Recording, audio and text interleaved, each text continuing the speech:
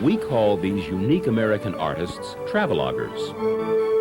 They are independent filmmakers combining talent, imagination, and hard work to create travel adventure films. Traveloguers have researched the history of their subjects, lived on location for months at a time, and photographed their journeys. After completing each film, traveloguers travel throughout North America with films in hand to share their personal discoveries and insights with thousands of people. The film you are about to see was made by travelogger Frank Nichols. A competent filmmaker, Frank is noted for his creative photography and fine research skills. A graduate engineer who's held numerous management positions, Frank Nichols has a genuine gift for interacting openly with people of all cultural backgrounds and ages.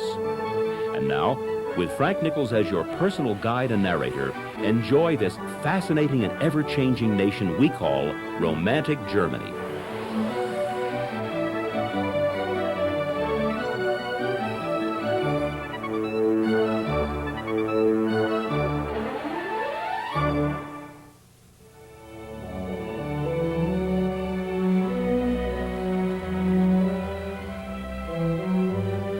There is a land of mythic beauty in an old world where storybook castles crown forest-covered peaks, and valleys veiled in mist recall magical days of years long past.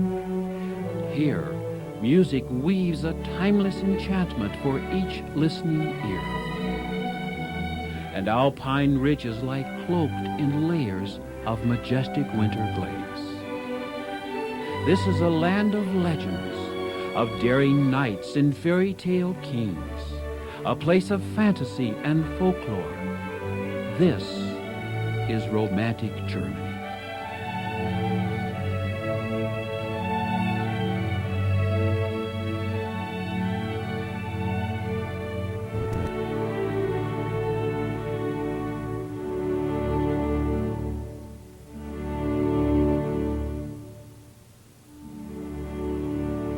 For many travelers, Frankfurt is their first window to Germany. Centuries ago, annual trade fairs held here made Frankfurt an important commercial center. But here on the Romer Square, visitors can return to medieval Frankfurt. This is where Johannes Gutenberg set up shop with the very first printing press. His invention changed the face of the world, and Germany's leaders became committed to literacy and education. Germany has produced many world-class poets, philosophers, and composers, and achieved virtually 100% literacy among its people. From Frankfurt, a brief journey down the Main takes you to Rüdesheim on the Rhine River, the heart of the wine country. For more than 2,000 years, the hills along the Rhine have been lovingly cultivated to produce the most succulent grapes for the finest wines. Rüdesheim is a center of the Rhine wine-producing region. Favored by tourists and natives alike for its outstanding wine cellars, the city is also home to some of the most beautiful old houses and half-timbered buildings in Germany. From here, you can take a river steamer down the Rhine, the busiest waterway in all of Europe.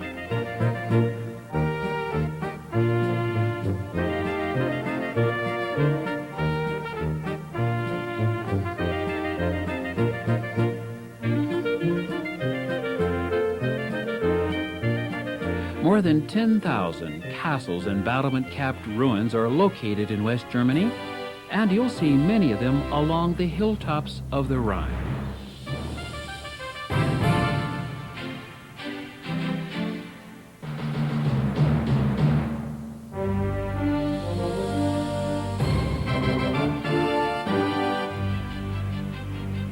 In the 13th century, the notorious robber knights of Sonneck Castle developed a passion for exacting high tolls from passing ships, or spilling the blood of their passengers.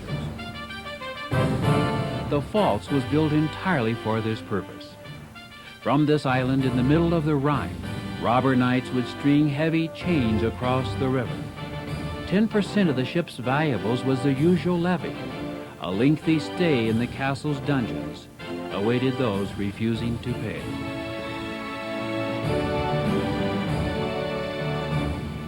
After passing the crumbling fortress of Schönberg, the river narrows into a dangerous channel of rapids.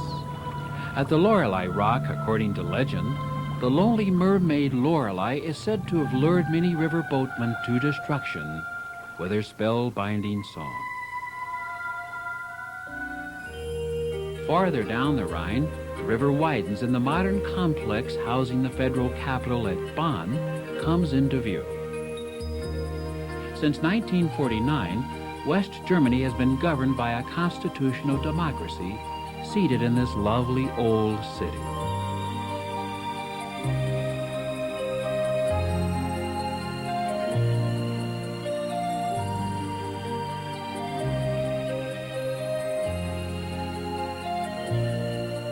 Bonn's most famous son is probably Ludwig van Beethoven. His birthplace and family home is now a museum filled with many of his belongings.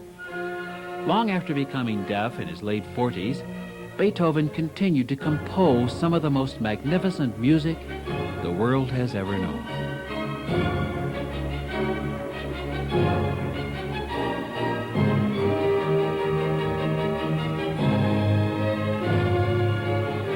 Not far down the Rhine is the ancient city of Cologne. When an Italian chemist settled here in the early 1700s, he refocused the world's attention on the city with his famous scented waters called Eau de Cologne.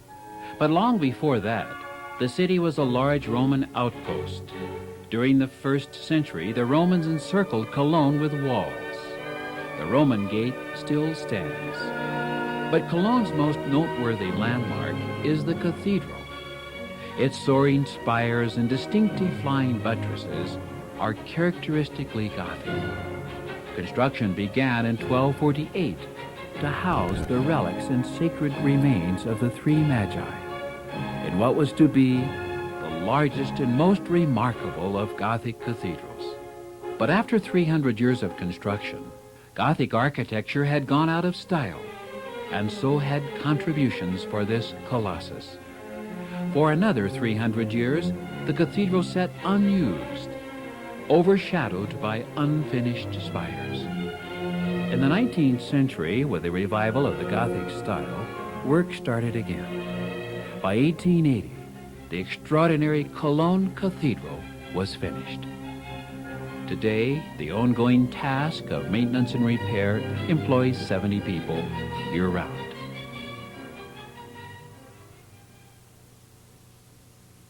Steinau, Alsfeld, and Ziegenhain are three ancient storybook towns. In the half-timbered village of Steinau, two young scholars known as the Brothers Grimm grew up in the heart of fairy tale land. Enchanted with the folklore of the region, they spent their lives collecting stories about cunning witches, playful fairies, vagabond kings, and star-crossed lovers. To its collection of stories, the town of Steinau added another folk tale, a claim to the longest coffee table ever, more than a mile in length, laden with the finest German pastries and cakes. One town the Grimm brothers certainly visited is nearby Alsfeld. Its medieval square with half-timbered buildings has been undisturbed by time. Traveling through this picturesque area, not only were the Grimm brothers delighted with the folklore of the area, but were impressed by its people. In one of their best-known fairy tales, the Grimms built a story around a small girl, a wolf, and a piece of local peasant's clothing. Their famous tale is Little Red Riding Hood. Every year, nearby Ziegenhain hosts a festival where the romantic fairy tales of this region come to life.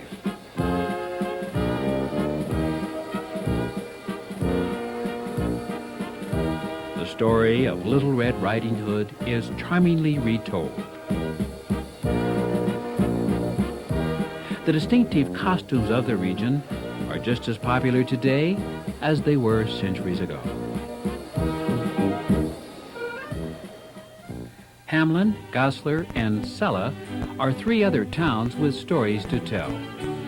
On the banks of the Weser River is Hamlin, or Hamlin as the Germans would call it, the famed village of the Pied Piper. In this enchanted burg, elaborate gables, pyramids, and scrolls became popular building decorations during the 17th century in a style known as Weser Renaissance. One of the most imaginative buildings in this style carries the name of that famous legendary character of Hamlin, the Pied Piper. The Germans called him the Rat Catcher. The legend dates to the year 1248. The town was being overrun by rats. The city fathers, pressured by the townspeople, elected to hire a mysterious stranger to rid the town of the rodents. As legend has it, the village leaders decided to cheat the piper, paying him only a token wage for ridding the town of the rats. In retaliation, the piper exacted a much dearer price for his work. He bewitched the town's children into leaving with him, and none of the youngsters were ever seen again.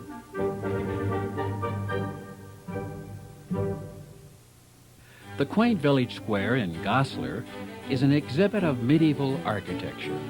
Gothic, Renaissance, Baroque, and Romanesque designs, they're all here. A brief history of the town is revealed by the clock in the square. Every hour, mechanical figures come alive to portray how silver mining made Goslar a wealthy imperial city in the Middle Ages. The Guild House, built in the 1400s, belonged to an organization of merchants who prospered in foreign trade. Beautiful slate roofs are a common sight in Goslar. An abundant supply of this building material is found in the nearby Harz Mountains. The Imperial Palace in Goslar was once home to the passions and intrigues of 11th and 12th century German emperors. Important decisions affecting all of Europe were made behind these walls. Inside, ornate murals depict early German history. Twice a week, the town square fills with buyers and sellers as the Goslar market gets underway. Local farmers set up colorful booths, offering the best their fields have produced. Goslar is the market center for the Harz Mountain region.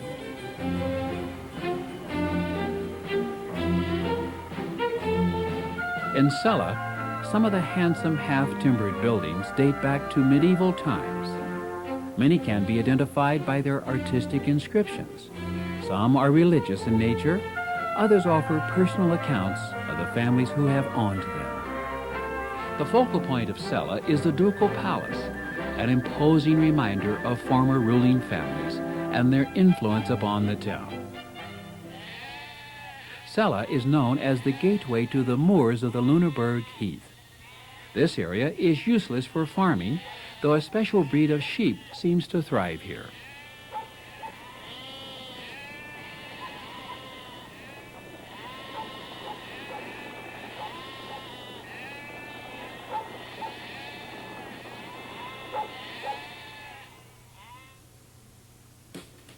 Our exploration of Germany continues in Hamburg, Lübeck, and then east to Berlin.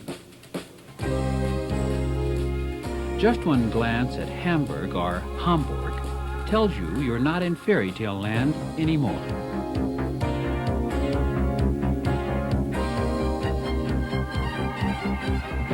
Hamburg is one of the great inland ports of Europe and has been a prosperous center of commerce since the Middle Ages. The city is built along a series of canals and narrow waterways that feed off of lovely Alster Lake.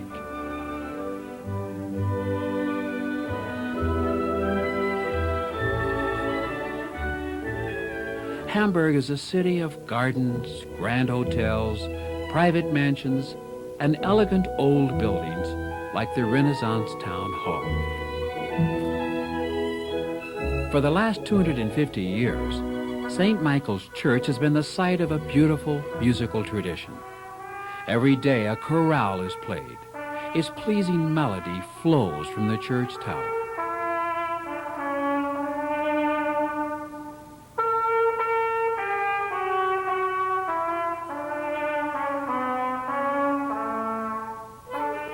In the shadow of the church tower, these 17th century buildings housed the widows of merchant traders. Today, they house boutiques and art galleries. In the 18th century, wealthy merchant traders built warehouses to process everything from finely crafted clocks and watches to Rhine wines and hearty sausages. Hamburg's warehouse complex is the largest in the world.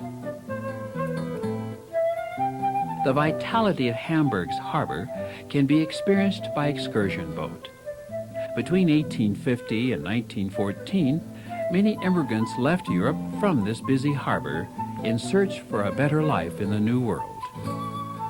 Detailed records listing every passenger who sailed from Hamburg during that time are kept in the Museum of History. It's a popular destination for visitors researching family history in the Old World. In contrast to busy Hamburg, the quiet surrounding countryside is a patchwork of small, well-tended farms and thatched-roofed homes. Not far from Hamburg is another prosperous city, Lübeck. In the 13th century, the merchants of Lübeck, Hamburg, and Bremen formed the Hanseatic League. The city gauge dates from that period. The Hanseatic League helped to bring immense wealth to the region. Lübeck can be viewed from the waterway that completely surrounds the city.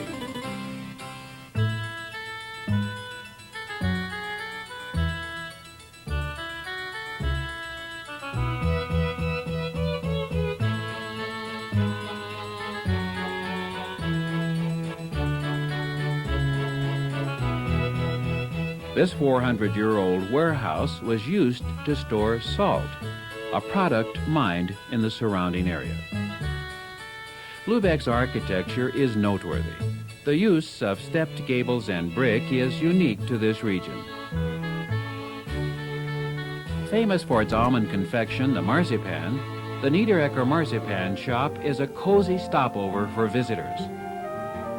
The creation of the marzipan is steeped in medieval legend. According to the story, in 1407, Lübeck was under attack and provisions were sparse. The city's granaries were empty except for sugar and almonds. But the inconvenience of war was not enough to persuade the people of Lübeck to forego their passion for sweets. A reward was offered to anyone who could produce a dessert from the 2 items left in the granaries.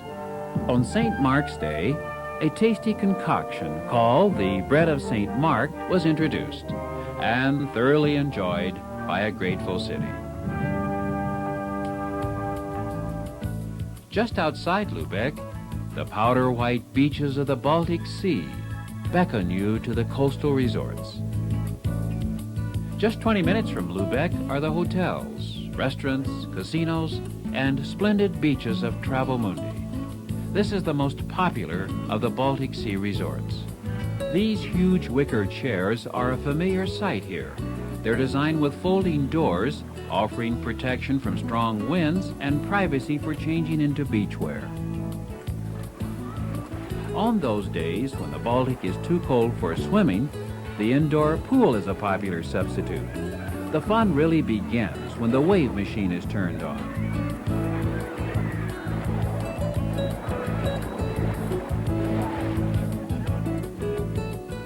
Visiting the attractive town of Travemünde is a delightful experience.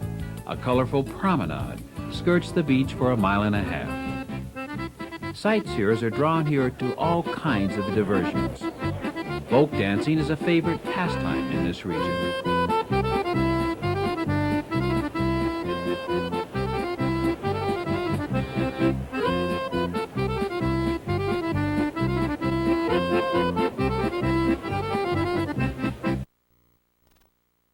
Can catch a ferry at Travemünde that will shuttle them north to the Scandinavian country.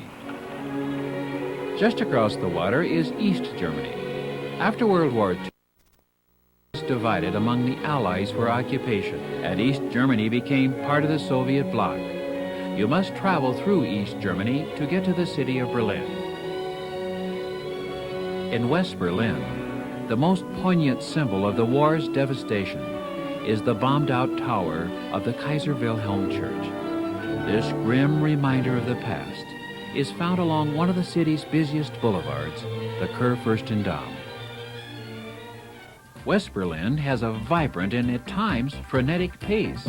It's a center of education, fashion, and culture.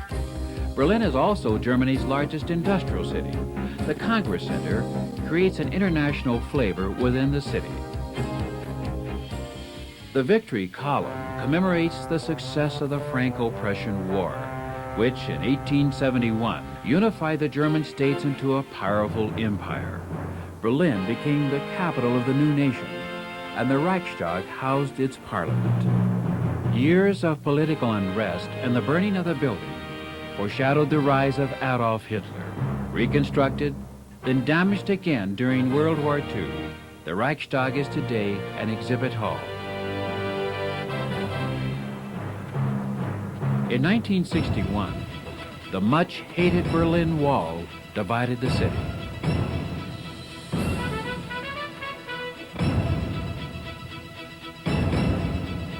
But the citizens of Berlin never lost their emotional ties to one another.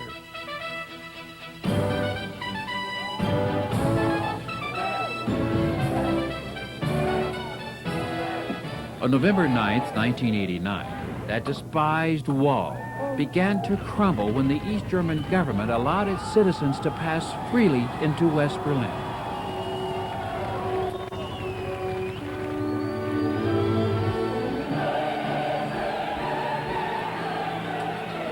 I haven't imagined just today in the morning to go over the line. We are doing to Berlin West. In an unforgettable display of emotion, East and West Berliners greeted each other.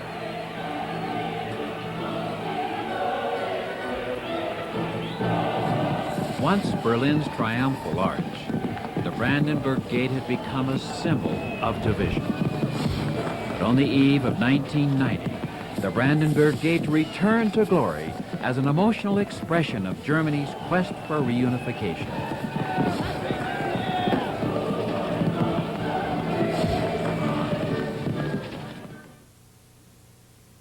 Back in West Germany, Bamberg, Nuremberg, and Rothenburg are three noble ancient German cities.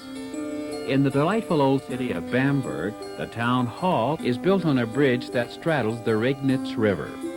The river divides the town into two distinct districts. In earlier days, the left bank was the home of Bamberg's ruling prince-bishops. With strong ties to Rome, Bamberg became a center of political power and trade, as well as a showcase of splendid medieval architecture. Its Romanesque cathedral dominates the bishop's side of town. The adjoining Renaissance building served both as home and administrative center for the bishops. Nearby, Concordia Palace was built in Baroque fashion during the 18th century. Though charming in its own right, life on the right bank did not possess the gilded magnificence of life on the left bank.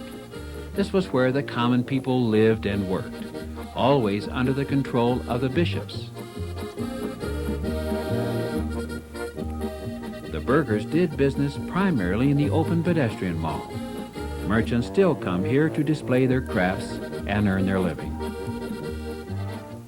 Just outside Bamberg is the enormous fortress of Coburg. Built during the troubled times of the Reformation for the Dukes of Coburg, this stronghold had a triple ring of fortifications. Martin Luther took refuge here at one time, and these walls may have inspired his anthem, "A mighty fortress is our God."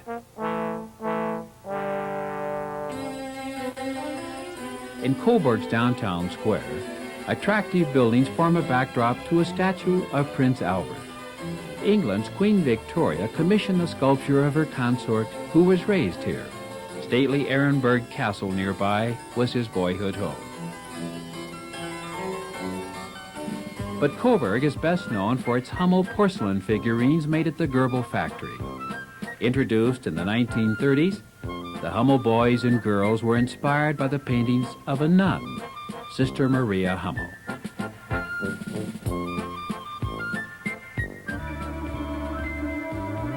Germany has a wealth of health resorts and mineral springs, more than 250. Bad Kissingen is one of the loveliest in the land.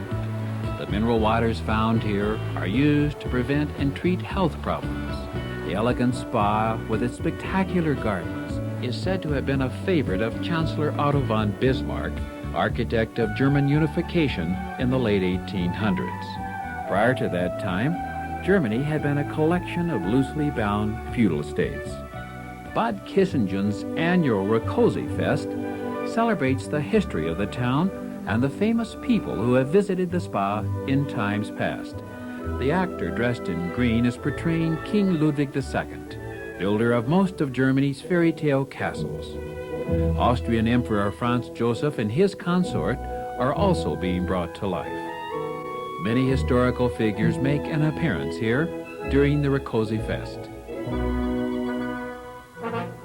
With fortifications that totally surround the old town and castle complex, Nuremberg looks like something from an Arthurian legend. Below the ramparts in the middle of the city is the Hauptmarket. This was a center of economic life in Nuremberg during the Middle Ages.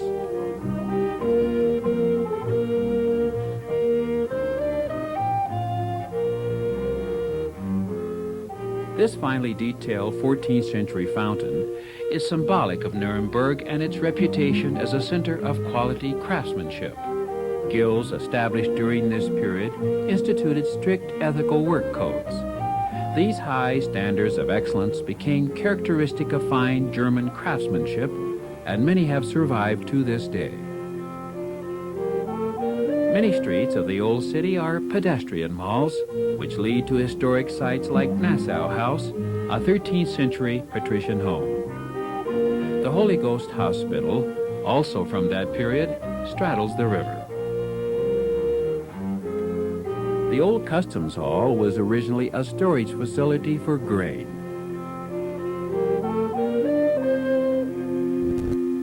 Rothenburg is a medieval time capsule. This beautifully preserved city is surrounded by ancient walls, towers, and ramparts.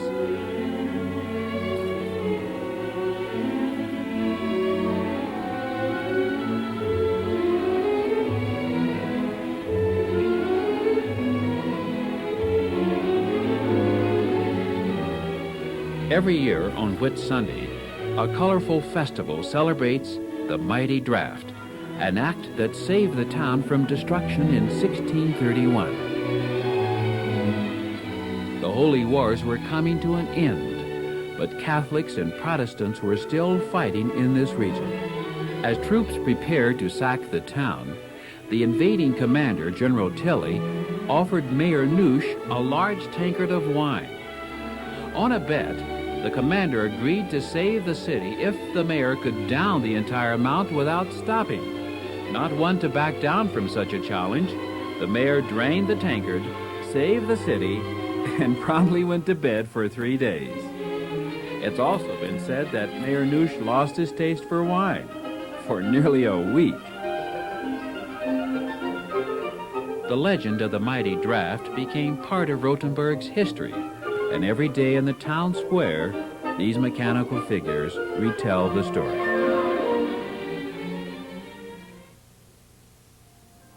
As we continue our trip through Germany, we'll stop at Regensburg, Schwäbisch Hall, and Munich.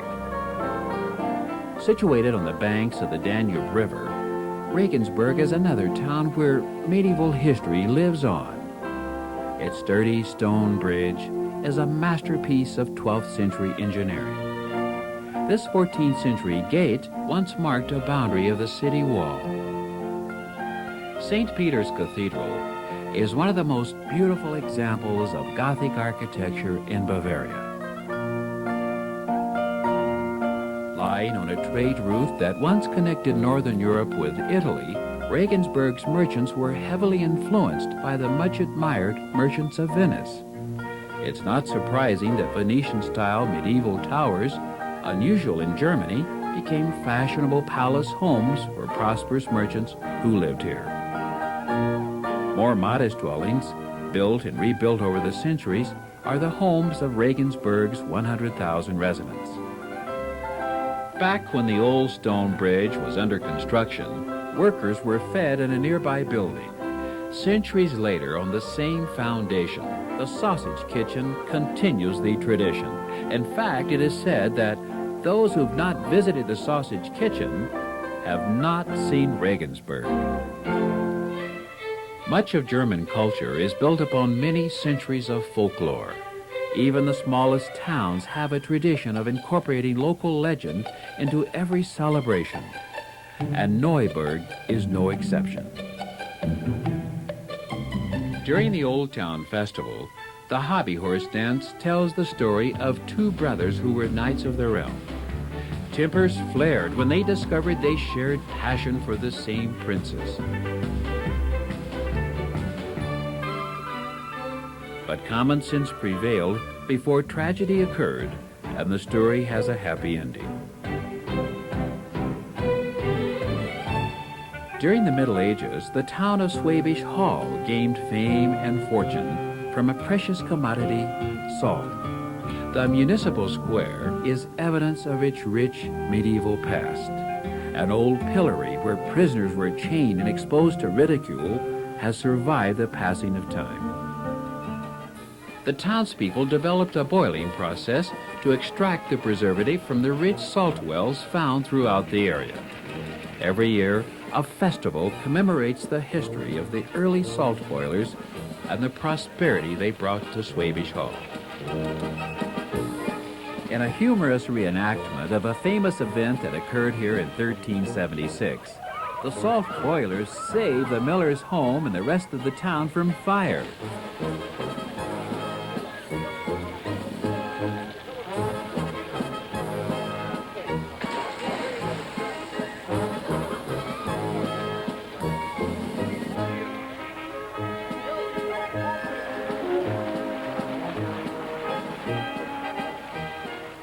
After being rescued, the miller prepares a huge cake so that the whole town can celebrate.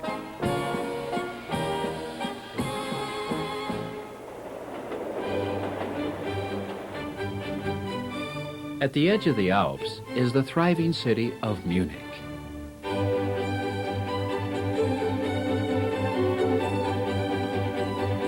From the pedestrian zone known as the Marienplatz, it's obvious that Munich, despite its size, still possesses all of the charm and character of a medieval German village. Dominating the Marienplatz is the Gothic Town Hall. It was turned into rubble during World War II, but has been lovingly and faithfully restored in every detail and at great expense. As early as the 8th century, monks began to settle here, and in the 9th century, a monastery was established. The monks perfected a strong beverage made from roasted and fermented barley that they called beer. They discovered its strengthening and sustaining values when they fasted during Lent and started to refer to the brew as liquid bread. And nowhere does more of that liquid bread flow than during Munich's Oktoberfest celebration.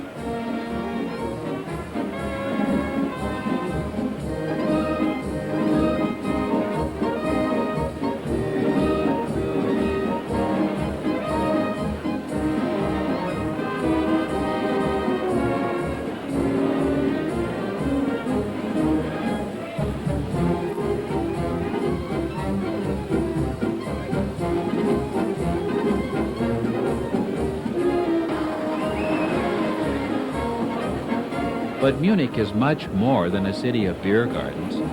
It's home to grand palaces like the Residence,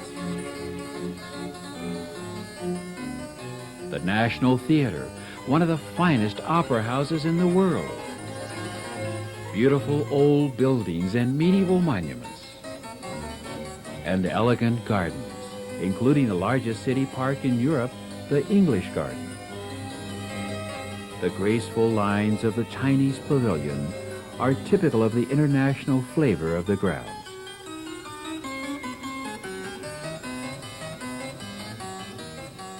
The prevailing architectural influence in Munich is Baroque, and the most exquisite example of this style is found at Nymphenburg Palace. From the latter part of the 17th century, this was the summer home of Bavarian royalty.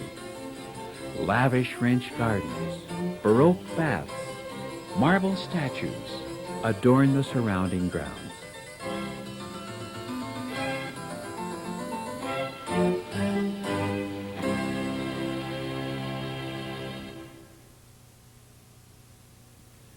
Berchtesgaden, Garmisch, Oberammergau, and Füssen make up one of Germany's most beautiful regions.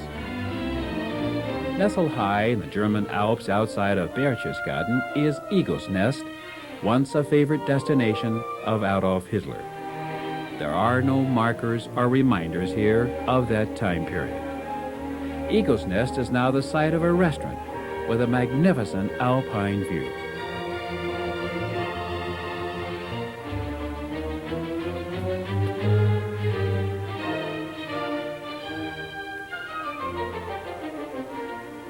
Just below is a mountain spa of Berchtesgaden, one of the most popular resorts in the country.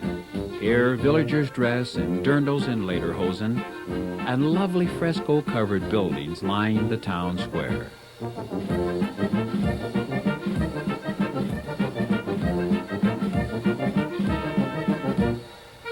Imagine the most breathtaking scenery in the world, and you begin to get a picture of the area around Berchtesgaden.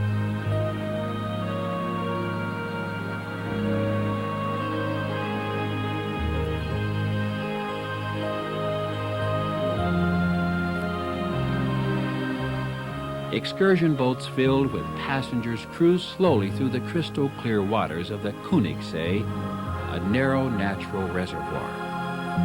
The landscape around the lake is spectacular.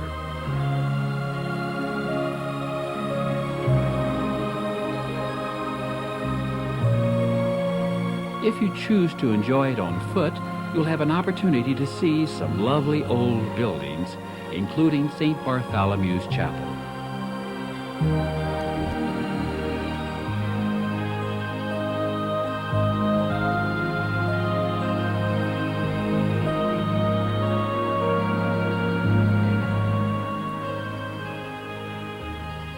From the boat, a lone trumpeter's chorale echoes longingly across the mountains.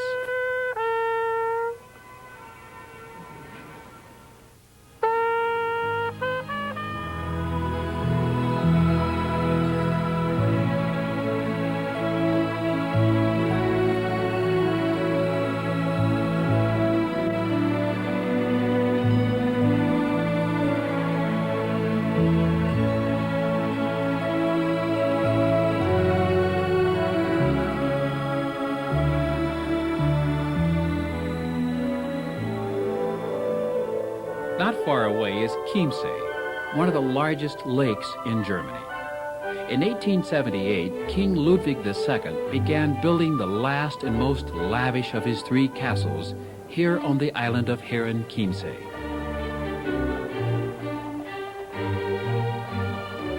Ludwig intended to build a full-scale copy of the Palace of Versailles, but only completed the great central block.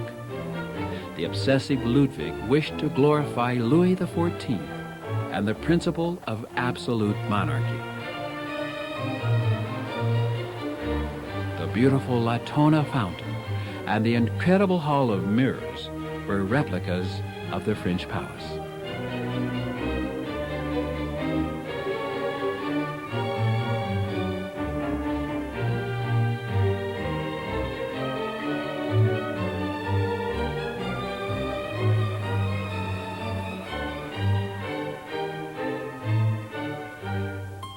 Just to the west in the Wetterstein Mountains is Garmisch-Partenkirchen. In 1936, this captivating community hosted the Winter Olympic Games. Since then, it's become one of Europe's premier ski resorts. The pace here is slow and relaxed. No one in Garmisch ever seems to be in too much of a hurry, least of all the cows. Around 5 o'clock every day, the cows meander through town on their way home from a day in pasture. Traffic slows to a crawl, and people stop to grin at this familiar procession. As everyone knows, Garmisch cows always have the right-of-way. At nearby Eibsee, a cog railway carries visitors through lush alpine forests to the snow-dusted top of the world.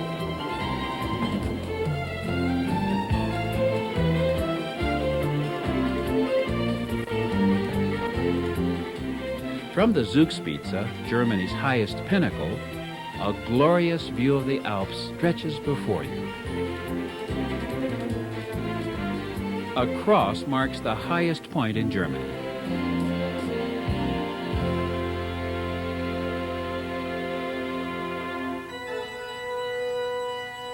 In 1633, the Black Death had found its way to the outskirts of the little town of Oberammergau. 1 person in every 10 was dying from the plague. Fearing that their village would be decimated like so many others, the townspeople gathered and made a solemn vow to reenact Christ's suffering if God would save them from the ravages of the epidemic. Miraculously, the town was spared. Since that time, the people of Oberammergau have gratefully carried out their promise every 10 years with their world-famous Passion Play. The village is also known for the beautifully painted frescoes that decorate many of the buildings. This fresco illustrates the skill of the town's wood carvers. For centuries, wood carvers have practiced their art in Oberammergau. Like his father and grandfather before him, Hermann Hasser is a master wood carver.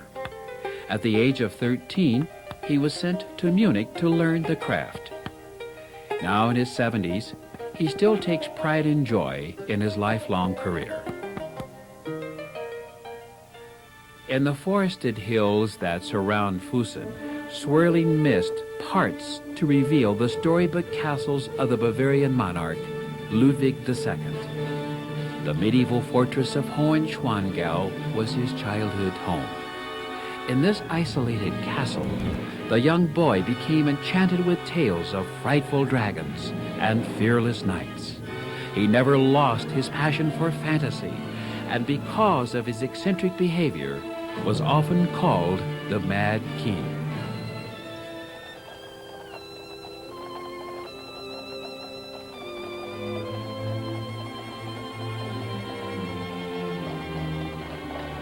A horse-drawn carriage ride is a romantic way to approach Neuschwanstein. Ludwig's passion for drama and all things theatrical prompted him to have a theater designer rather than an architect draw the first sketches of his storybook castle. Construction commenced in 1869. Perched high on a rocky plateau of gray granite, Neuschwanstein, even with some unfinished interiors, is endowed with all of the qualities of a beautiful dream.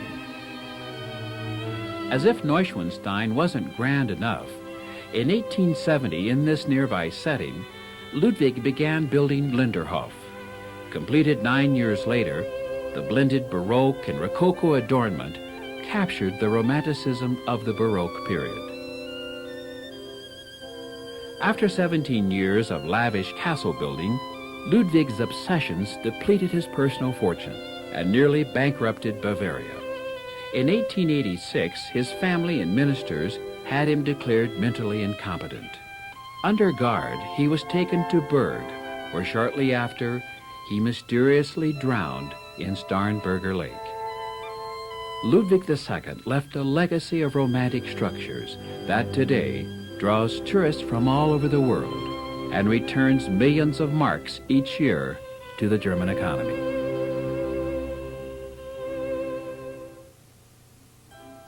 Lake Constance, Meersburg, the Aargau region, and Baden-Baden are a few more memorable and scenic places to see in Germany. 45 miles long and 9 miles wide in places, Lake Constance is Germany's largest lake and a prime recreational destination.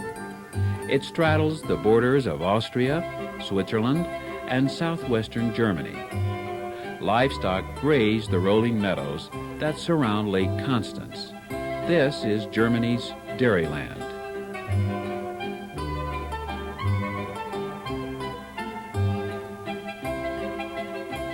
On the northern shore, medieval Meersburg is regarded as one of the most beautiful towns in Germany. In the summertime, Meersburg is filled with people who like to shop, eat, and climb its steeply ascending streets for a magnificent view of the lake. Wherever you see the friendly Zimmer sign, you'll find an inexpensive bed and breakfast. Just east of Meersburg is the Allgäu mountain region, famous for its cheeses. In a mountaintop shed, Billy Brown prepares his cheese for aging.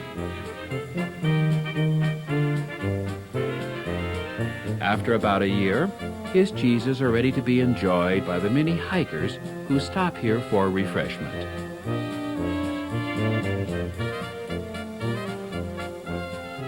A visit to the lake would be incomplete without a ferry boat ride to the flower island of Mainau.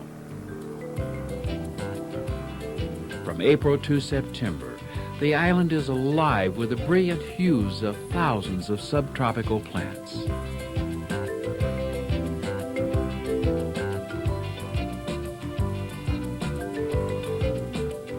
Overlooking the island is a Baroque palace belonging to Swedish scientist Count Bernadotte.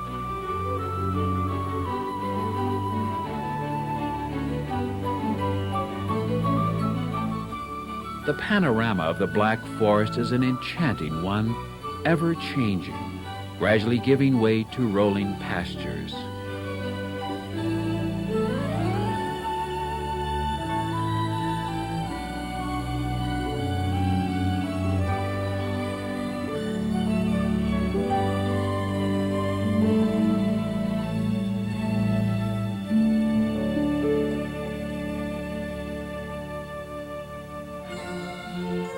On the northern edge of the Black Forest is Baden-Baden, probably the most famous spa in Europe.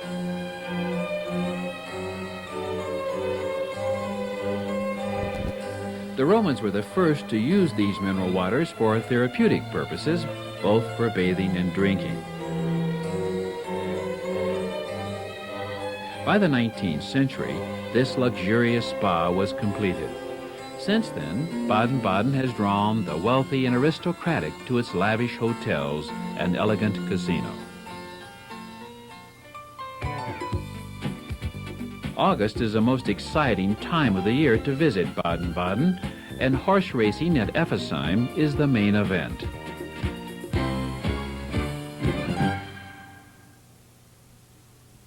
Let's continue our travels in Germany with a stop in the university town of Heidelberg, then on to Trier and the Mosel Valley.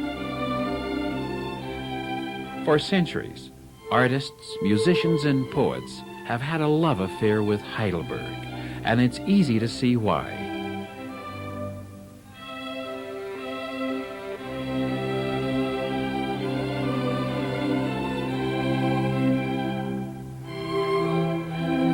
The city sits on a series of charming terraces on the hills that rise above the peaceful Neckar River.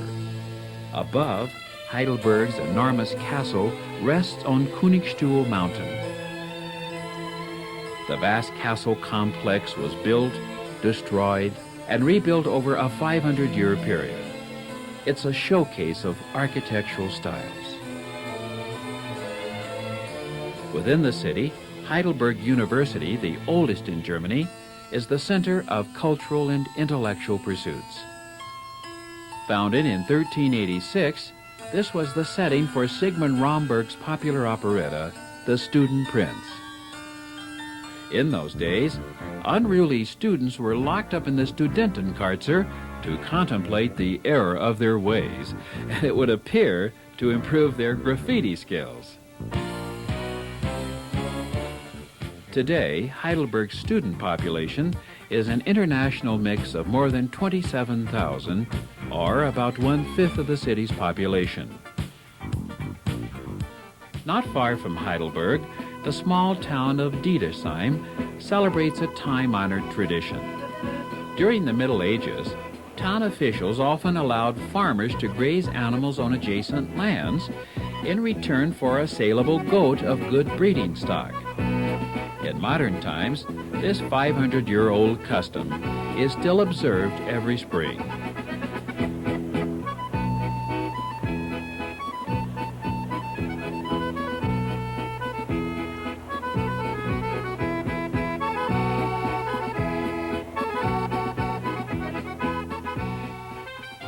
The ancient city of Trier is situated where the Mosel River enters Germany.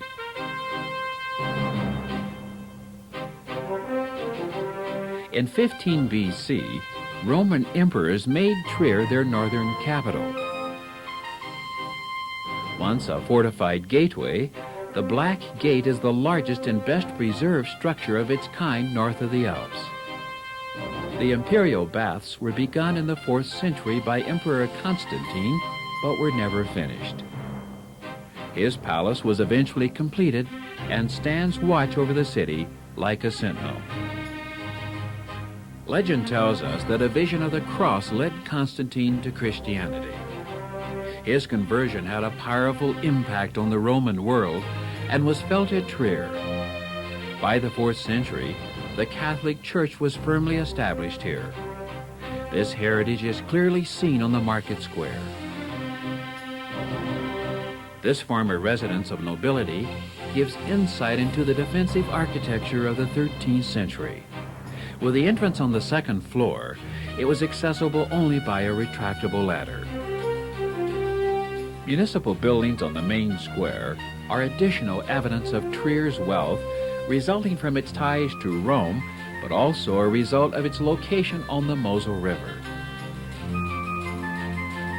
Vineyards hug the shoreline on the sunny slopes of the Mosel Valley. The steep, neatly plotted vineyards of Bernkastel are well known for the quality of their grapes. Supposedly, during the Middle Ages, a Prince Bishop of Trier was seriously ill, and nothing seemed to cure him until one of Bernkastel's vintners brought the bishop a bottle of his best wine. Since that time, the medicinal properties of wine have been the stuff of legends.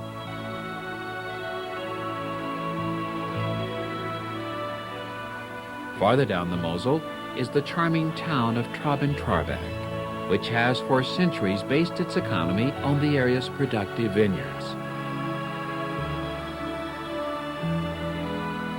Ruins of a huge fortress stand guard over this fertile valley. Trauben-Trarbach is but one of the many towns along the Mosel that's waiting to be discovered. These towns are gateways to this wine-producing region. Many of these vineyards have been owned by the same families for generations. Herr and Frau Troller carefully pruned the vines to allow Aaron's son to better reach the ripening grapes. When fully matured, these grapes will be sent to a local cooperative. Fine Mosel wines are made there and shipped all over the world. Farther downstream, the river has cut deeper, creating high bluffs. As we approach Cochem, an imposing medieval castle offers one more setting for the rich legends and folklore of a real storybook land, romantic Germany.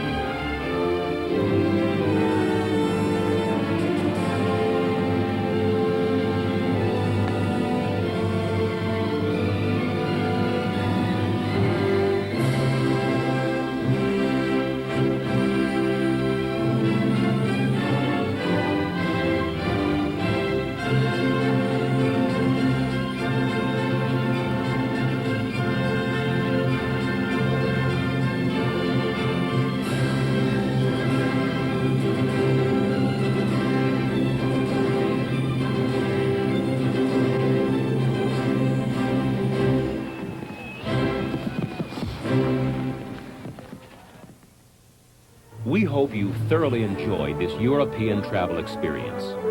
You can continue your exploration of Europe with other videos from the Travelogue collection as your guide.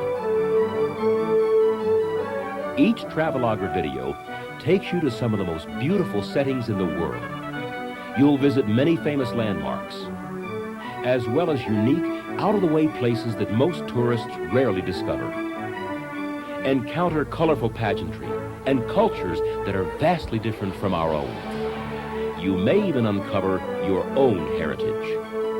One thing is certain, an excursion through the entire Travelogue collection will greatly increase your understanding and appreciation of the world in which you live. To start or build your own Travelogue library, call our toll-free number today.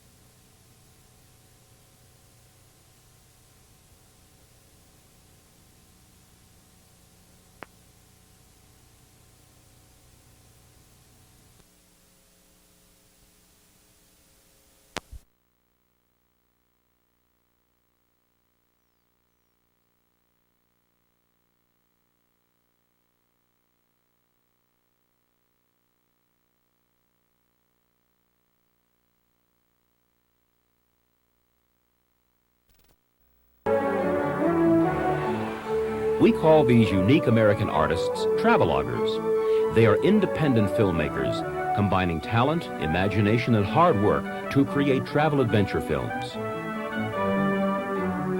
Traveloguers have researched the history of their subjects, lived on location for months at a time, and photographed their journeys.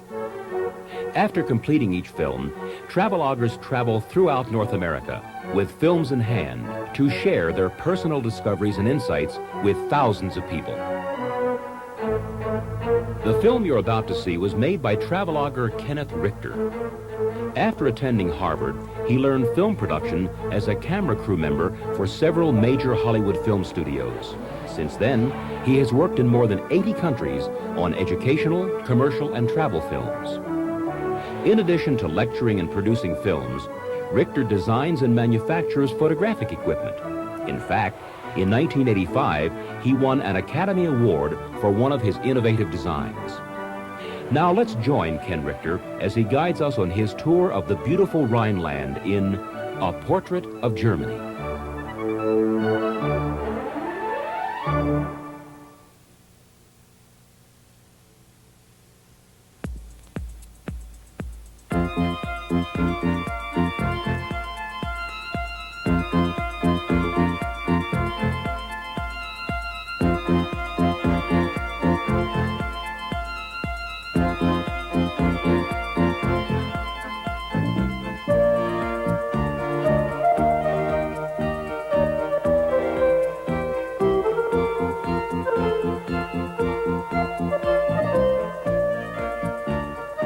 When the Romans came, they brought culture to Germany about 2,000 years ago. They moved up the Mosel Valley, and here at a place they called Augusta Trevorum, they built this stadium, like the Colosseum in Rome, arranged so they could flood it and stage naval battles with gladiators fighting each other to the death for the entertainment of 20,000 screaming, bloodthirsty spectators. And when the Romans came and established their capital of Rome beyond the Alps, at a place today known as Trier, they realized they were moving amid a batch of unwashed citizens, and so they built a set of Roman baths. And these Roman baths were so well built by an honest contractor, they're still in pretty good shape today. When the Romans came, they realized that the unwashed citizens were not likely to be terribly cordial, so they had to build a set of walls surrounding their city of Augusta Trevorum. And this Porta Nigra, the Black Gate, was perfectly constructed and still stands today, spanning the piece of Roman highway that came all the way as a paved road from Rome. There were 40,000 miles of paved Roman highways. This was part of the secret of maintaining the Roman Empire, because troops could march quickly over these paved highways to put down dissident tribes in far areas. The Emperor Constantine built this throne room, which later became the Basilica of the city of Trier. And eventually the archbishops since there was no such thing as separation of church and state in the Germany of the time, had a pipeline to the public purse and spent it rather elegantly on places like the Archbishop's Palace. From the sculpture here, we can determine some of the Archbishop's interests. Some of the wealthy citizens of Trier built stately homes along the main streets. Wealthy landowners, prosperous merchants, and part of the prosperity of latter-day Trier came from the fact that they had obtained the privilege of holding a market right here in the square where the pavement was laid by the Romans. That market cross was installed in 920 and still gives Trier the privilege of holding a market.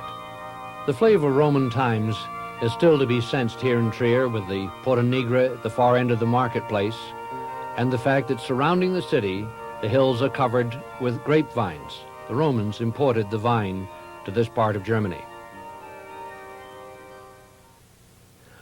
What we're going to be looking at is the Federal Republic of Germany, or West Germany. And it was here in West Germany where we see the Mosel Valley and the city of Trier, and just north of it is another Roman town called Aachen, known in Frankish times as Aix-la-Chapelle, and the Roman bath there is in beautiful condition. The Frankish Emperor Charlemagne, of whom this little statuette was recently discovered, it's now a treasure of the Louvre in France, attempted to re-establish the Roman Empire with himself as chief. He built a splendid city here at Aix-la-Chapelle with a marvelous cathedral and a palace. But even Charlemagne found it necessary to fortify his town hall. His main problem was communication. The Roman highway system that enabled the kings of old to send troops out to put down dissident tribes had crumbled, and so Charlemagne wasn't able to maintain the order in his empire that he hoped for. Eventually, after Charlemagne's demise, the archbishops of Cologne, Mainz, and Trier got together with the Count Palatine, the Duke of Saxony, the Margrave of Brandenburg, and the King of Bohemia to elect one of their members, the Holy Roman Emperor.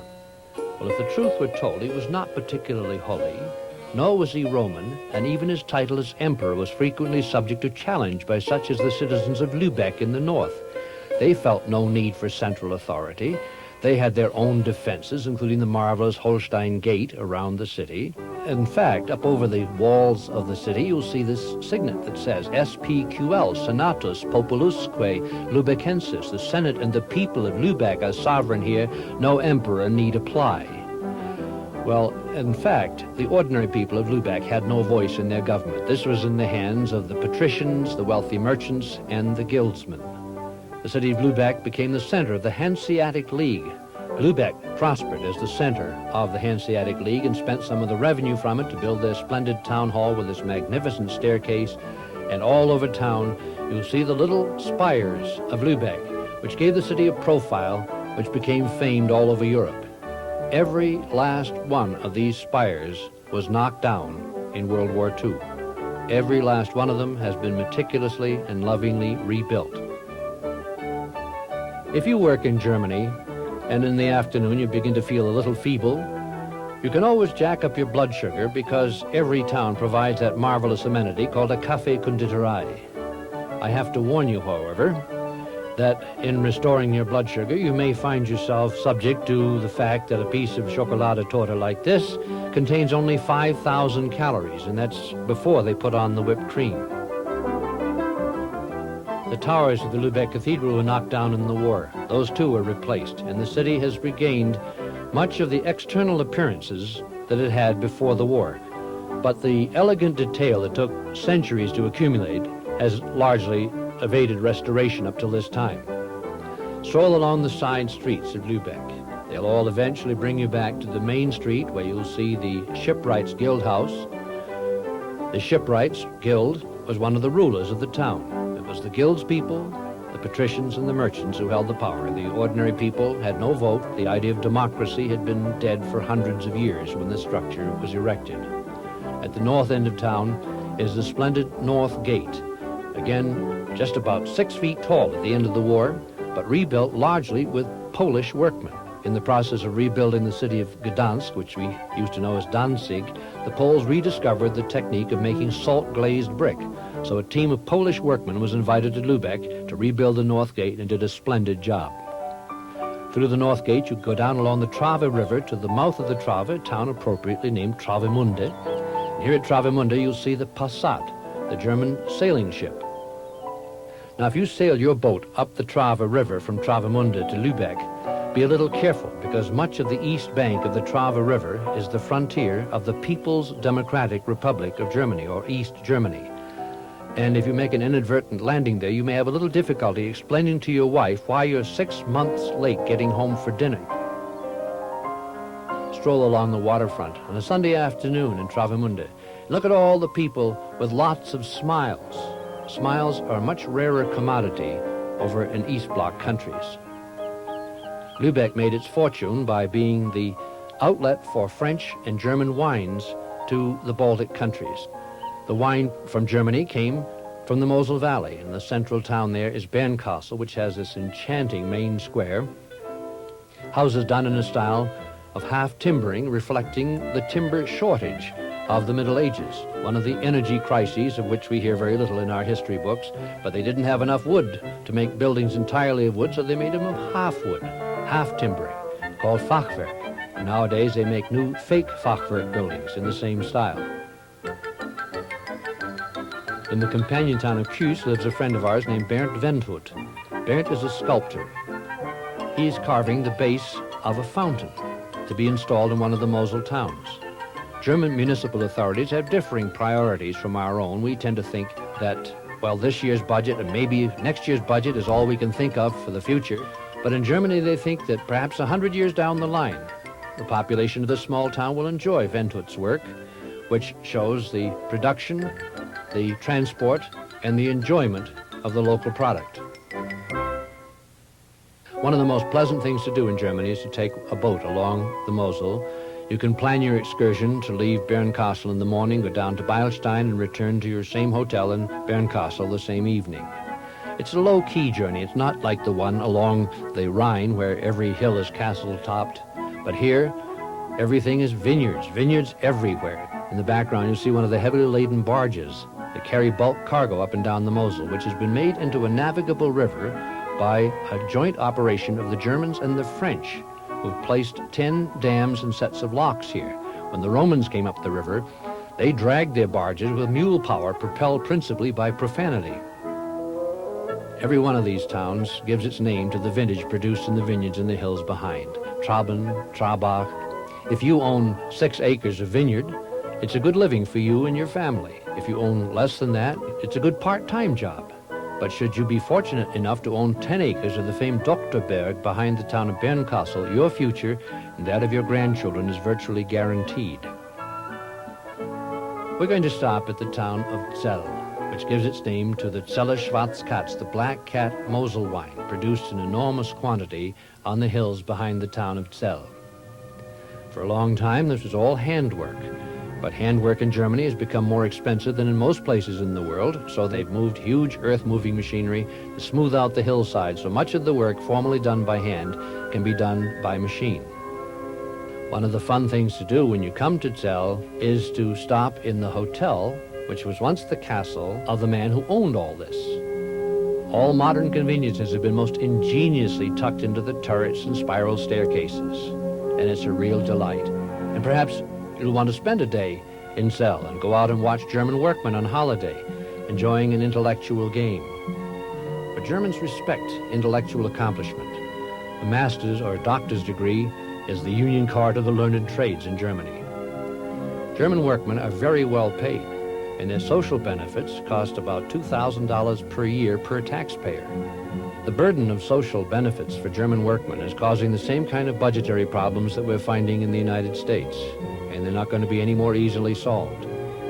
In Germany today, even the intellectually elite have come to agree that the chaos of a true democracy works better than a tightly guided society. They've seen the alternatives in their own history, and need only look east to see what's happened to Czechoslovakia, East Germany, Poland. But we'll leave our friends to solve this unplanned checkmate and head back aboard the boat to continue our trip down the river.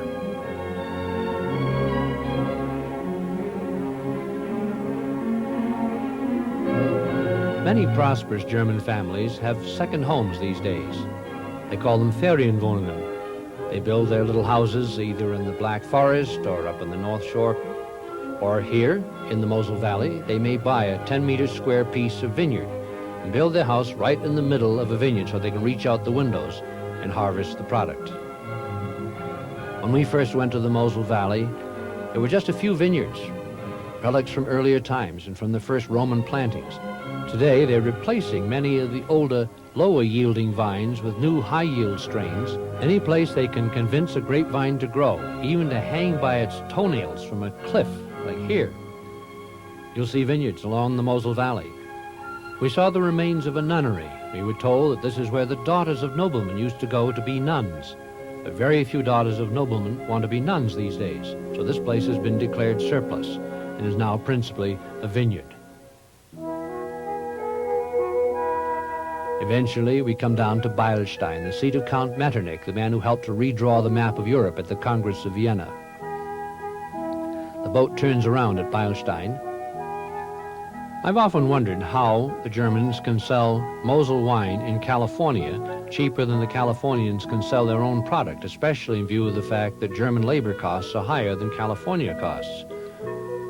To find the answer to this, we went up the river to the town of Kues, where there's a huge wine cooperative. Not like the old-fashioned cellars of the Mosel, this is about as glamorous and romantic as a Pepsi-Cola bottling plant.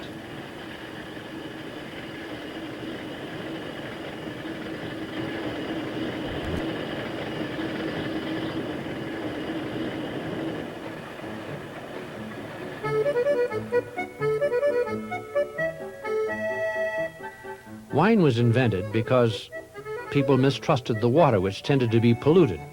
So all over the world now, we find that people mistrust water for drinking. And this is a substitute for water, enthusiastically adopted by the Germans, and now they ship this water substitute to places where people simply don't trust the water. Another water substitute, produced in even greater quantity, is the product of the town of Einbeck. At one point, the town of Einbeck had 1,100 breweries in the one small town. Every house in town was a brewery. The attic was full of malt and hops and barley. The Bock beer of Einbeck went all over Europe and made the town famous and brought them enormous prosperity. Look at the elegant hardware on these windows of this early Einbeck office building. And the rest of the building could be decorated any way that you had the money to pay for. Here in Einbeck, the Raben family had as their signet something which they say was later adopted by someone who came from Austria and led Germany to the darkest period in her history. There's only one brewery left in Einbeck today. It's the municipal brewery, and it looks rather quaint seen from the outside and seen in the courtyard, but the equipment is the very latest that you'll find in any brewery in the world. Not copper kettles, no, these are the latest and most expensive stainless steel vats, and there's not a human being in sight. It's all operated by computer control. It's totally automated. If you go to the archives in the municipal brewery at Einbeck, there in the archives they have the original of the bill that was supplied to Martin Luther for the beer furnished for his wedding ceremony. Luther was quite a guy. He never would have gotten away with pinning his theses to the door of the Wittenberg Cathedral had he not had the backing of Frederick the Wise of Saxony. Together, these two men dared defy a pope who maintained the largest army and navy in the world. Würzburg was nearly flattened in the war, but everything has been rebuilt in the early style, including the cathedral, which was heavily damaged. When you drive into Würzburg, you drive over a bridge, the Heiligenbrücke, which was built in Roman times.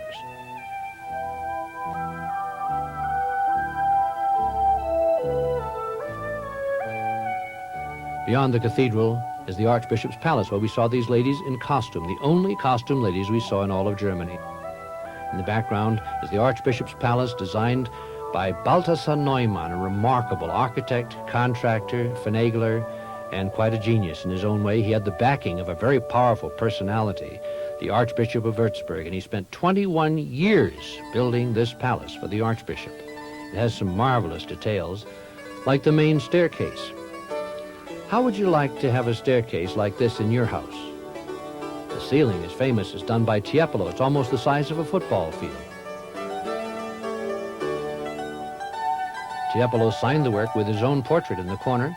He also included a portrait of his collaborator, the mad Italian sculptor Antonio Bossi. This is in the Kaisersaal, the room where the Archbishop received the king.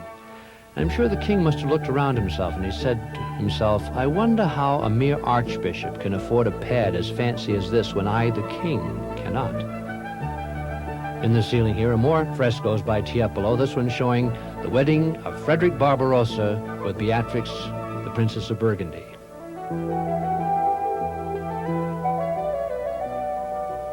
Ordinarily, in time past, you had to be a rather important citizen to receive an invitation from the Archbishop to visit the palace and the gardens.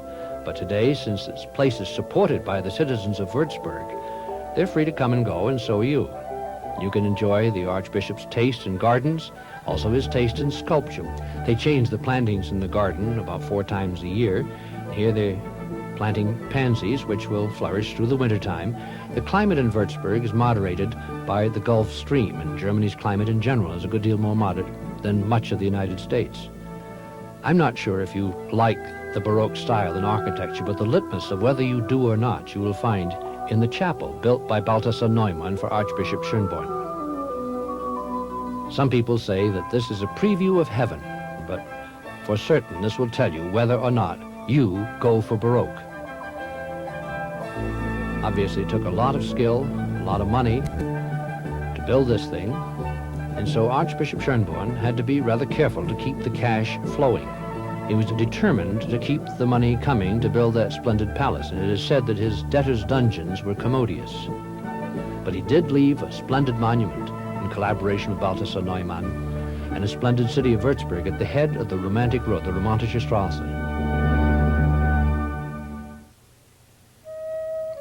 Würzburg began as a castle overlooking the River Main, which after the crumbling of the Roman highway system was about the only way to get goods from one point to another. They had to travel on the rivers. So if you owned a castle that commanded a river passage, you could exact tolls. The castle today is a museum featuring the works of the great Tilman Riemenschneider, whose portrait of St. Kilian, the Irish Billy Graham of his time, brought religious revival to Central Europe. He also did portraits of other saints in sandstone, and his most famous work is his Adam and Eve, placed for morality purposes on opposite sides of the museum. Among his well-known works, too, is the altar at Kreglingen. This was done in the time before literacy was common, so the only way to get an idea out of one mind and into another was either through the spoken word, which was limited, or through illustration. So the sculptors, the painters, the mosaic makers became the hotshot communicators of their time. Riemenschneider prospered and even signed the work with his own portrait, which you can see in the lower right-hand side. He became an alderman of the city of Würzburg and is well remembered for the splendor of his works.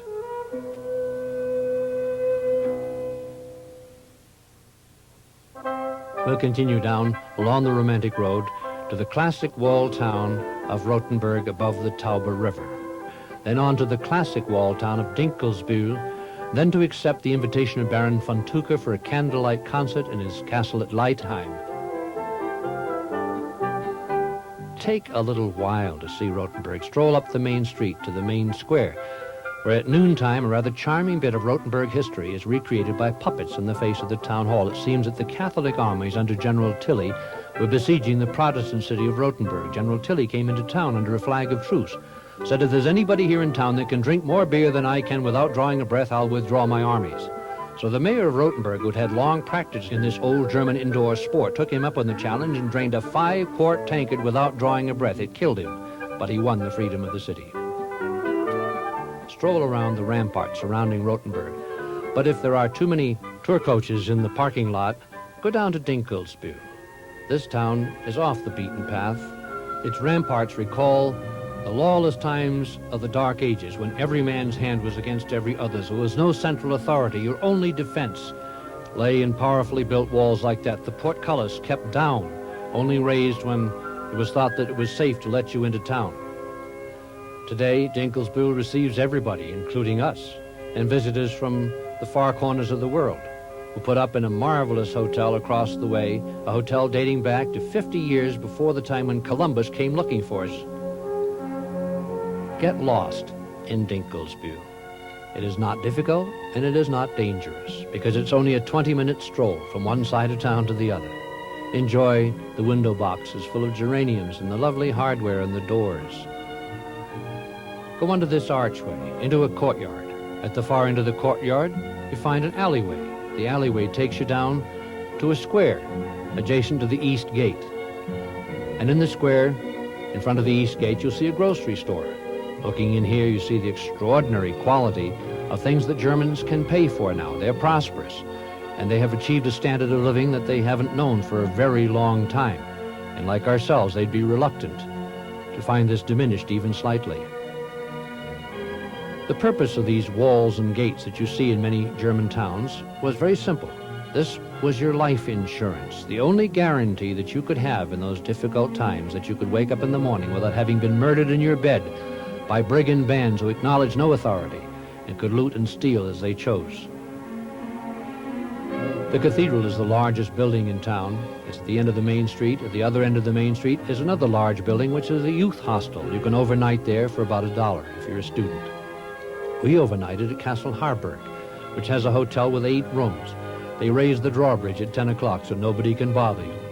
Here they told us about Castle Leitheim, built by the Archbishop of Donauwörth as his summer place.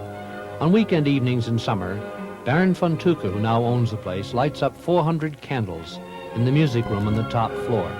He invites a string quartet in from Munich to play some of the same music that was played here when Mozart played in this very same room. He invites guests in for the evening, and it's marvelous.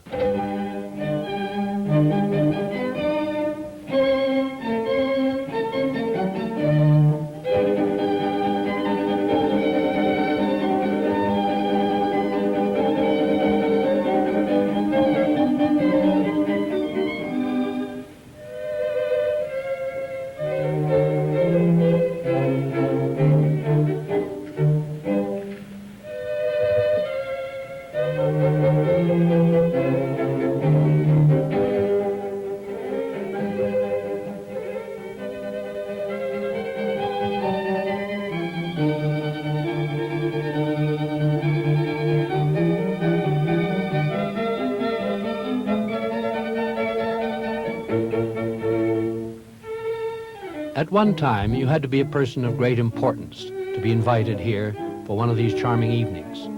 But today, Baron von Tuke, who enjoys chamber music, really can't afford to bring a string quartet out from Munich, so he's democratized the enjoyment of such an evening. He sells tickets. But I can't think of any more romantic experience in all of the traveler's world than a candlelight concert at Castle Leitheim overlooking the Danube in the Archbishop's summer palace. By all means, if you're anywhere near it, plan to do this on a Friday, a Saturday, or Sunday evening in the summer. Now let's continue on down the romantic road to Augsburg, where our friend Dr. Hannelore Müller is cleaning a reliquary. She has this in the Gold and Silver Museum in Augsburg, of which she is the director. Dr. Müller said that not only were the wealthy making gifts to the church, but the ordinary people, for whom the church was the only thing of beauty in their dismal lives in the Middle Ages, would often save pennies so that a sculptor could produce something of beauty to ornament their beloved church. And obviously the gold and silver work of Augsburg brought it a reputation far beyond the borders of its little province. The Maximilianstrasse is the central street of Augsburg, and in the middle of it is the Hercules Fountain. Not exactly a piece of pacifist propaganda, because somebody's having his brains bashed in here. So why is this the spot to which newlyweds always come to have their first pictures made in a life of wedded bliss under this symbol of eternal strife? These young Germans today are facing the continuing burdens of reconstruction after the war. Augsburg itself had very few buildings more than 6 feet tall when the war was over. And the palace that contains the gold and silver collection was a ruin, now restored. The town hall, built by Elias Hull, was just a pile of broken brick. but it's been restored using the original drawings. Augsburg made its fortune from not only the gold and silver trade, but also from the fact that it was the hometown of two of the wealthiest banking families in history, the Welsers and the Fuggers.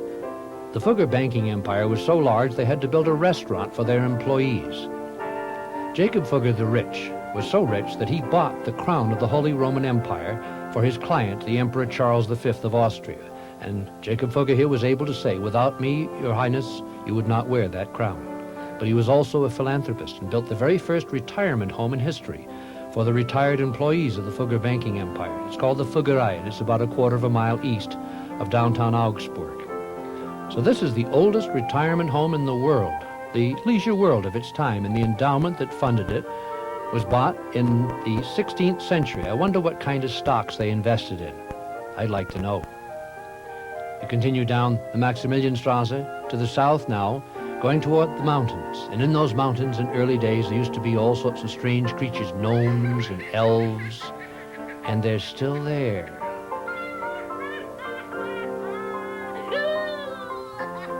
Looks crazy. And so does this to me. This guy is trusting his neck to an old bed sheet and a few pieces of baling wire, jumping right off the top of a mountain. Did you ever wonder what it would be like to do this sort of thing? Well, let's do it.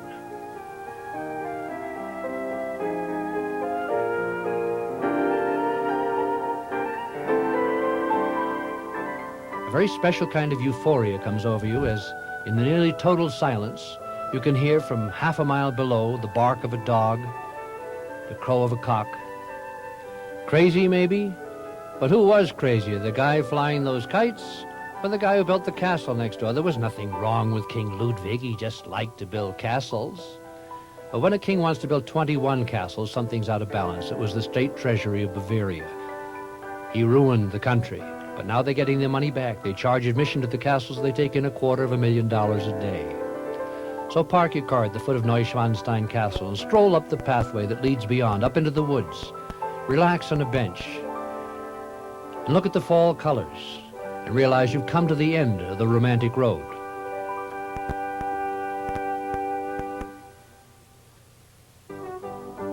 Heidelberg, above the Neckar River. Heidelberg, with a castle once owned by a lady who married the brother of the King of France. And when she died, he thought he owned this place. He came to try to claim it. The locals thought he shouldn't have it. There was a big argument. He finally settled it by trashing the place. But he couldn't afford enough gunpowder to destroy all of Castle Heidelberg, so the ruins have stood and been gradually restored over the centuries. When you go into Castle Heidelberg, you'll find a virtual library of architectural styles, all the way from the Roman through the Gothic to Renaissance. It's become an outdoor classroom for architecture students. Stroll along the ramparts. Look down to the town, from which the Duke could look and see the cathedral operated by his friend the Archbishop. And eventually the Archbishop convinced the Duke to build an expensive religious statue on the main square. People buy souvenirs here. They have all kinds of souvenirs for every kind of taste. One of the suitable souvenirs of Heidelberg is a Black Forest cuckoo clock. They're ready for customers from all over the world here on the main street of Heidelberg, which is a pedestrian zone, no motor vehicles allowed. Heidelberg is a university town with the old library. The university used to be in the downtown area, but they've moved out of town. But the old library remains, giving a bit of the flavor of the time of the student prince.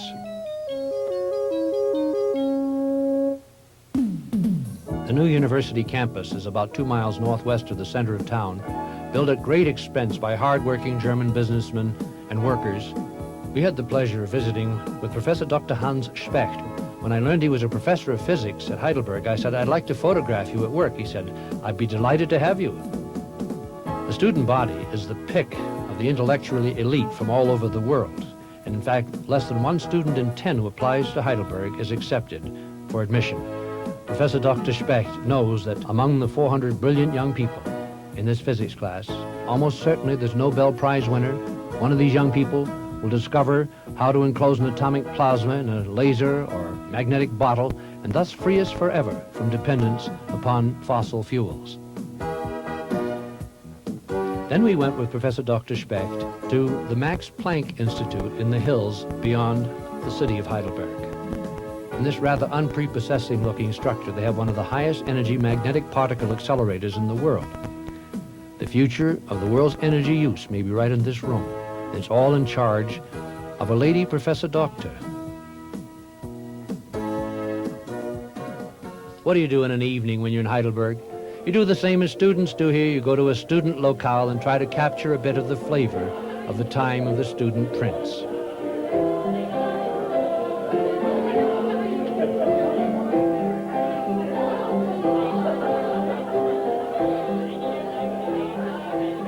Students here talk a lot of politics without the fear of the microphone underneath the table with the wire leading off to the government tape recorder, as we have seen frequently in East Bloc countries.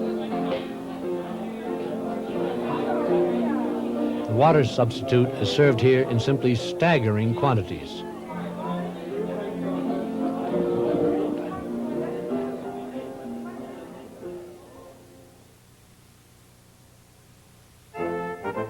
Speaking of romantic Germany, what could be more romantic than a trip down the valley of the Rhine? I like to start in Bacharach, because in Bacharach they have the very best Café Konditorei in the entire Rhine Valley.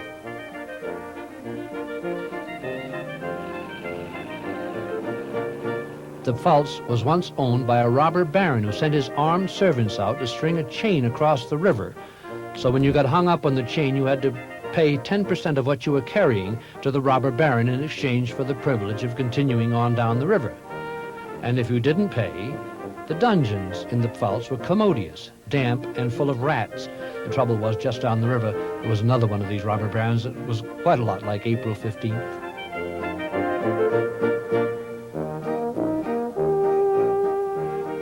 Now we come to the area of the Lorelei legend. I'm sure you know the story of the Lorelei girls, those gorgeous blondes who sat on the sharp rocks at the base of the great Lorelei cliff, combing their long golden hair and wearing big smiles and nothing else. And the early Rhine sailors were so spooked they lost all control of themselves, ran their boats on the rocks and were drowned.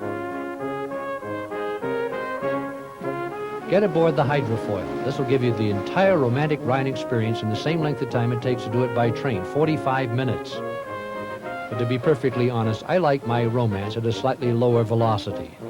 So I'd much prefer to take one of the Schlappers, the lovely old paddle wheel steamers, as they make their way up and down the river. More bulk cargo travels on the Rhine than by any other means of transport, all the way from Rotterdam up to Basel in Switzerland.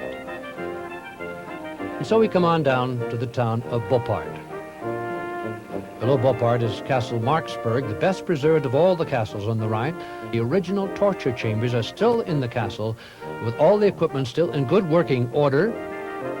Then underneath the Autobahn Bridge, we come toward Koblenz, with the great castle, the fortress of Ehrenbreitstein, beginning to appear. This is not one of your romantic castles. This was built in the early 19th century, and it's full of embrasures and gun ports. Most people terminate their Rhine journey at Koblenz, but we're going to stay with the boat and continue on down to Bonn, the capital of the Federal Republic of Germany. I think you like Bonn. As federal capitals go, Bonn is rather low-key, rather leisurely paced, in fact, very laid back, relaxed. They've built a new federal capitol building in which they pile one bureaucrat on top of another, a technique we've learned quite a bit about ourselves. The university at Bonn is housed in the former Archbishop's Palace. Those archbishops built better than they knew for purposes they could not possibly have imagined. You will also like Bonn because it reminds you of Beethoven. This was his hometown. His statue's out in front of the post office, that yellow building in the background. Beethoven, you recall, grew increasingly deaf as he got older. Pretty painful for a musician. There was a young man here trying to capture some of Beethoven's immortality, and this kid slips. He'll get his immortality a little quicker than he expects. The whole object of the game was so the buddy could make a photograph of him. The town hall at the end of the square is a lovely Baroque building overlooking the marketplace. Bonn has the market privilege and exercises it every day. But nowadays the prices are all fixed. It spoils a good part of the fun. I'll give you a little tip if you're traveling in Germany and you're invited to a German home. An always appropriate gift for your hostess is a bouquet of flowers. And you can buy them in the open market for a half to 1/3 what they'd cost in a flower shop along the main street. They'll be of the same quality, and they're always very acceptable. And then you want to leave Bonn and head on down the Rhine in the direction of another of our favorite cities, the city of Cologne. I'm particularly fascinated by that cathedral that was designed in the year 1260 and completed 600 years later. Out in front of the cathedral, we saw these young men with strange hats, learned they were recruits just released from military service. What you do when you get out of the army, you put on one of these crazy hats, take on all the water substitutes you can handle, and forget for a moment that yours was the body that was on the front line between East and West, because that's where Germany sits right now.